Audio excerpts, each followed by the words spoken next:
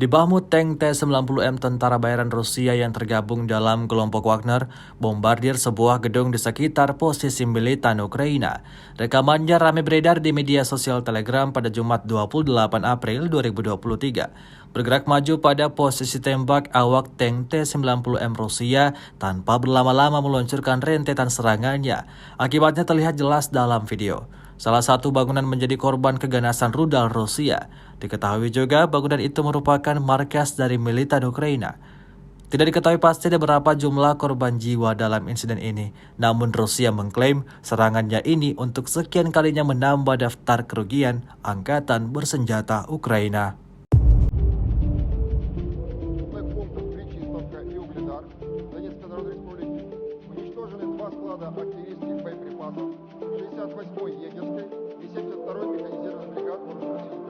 Нанесено поражение 86 подразделений. В районах населенных пунктов Владимировка, Кременная Луганской Народной Республики, Табаевка Харьковской области, Никольская Донецкой Народной Республики и Жеребянка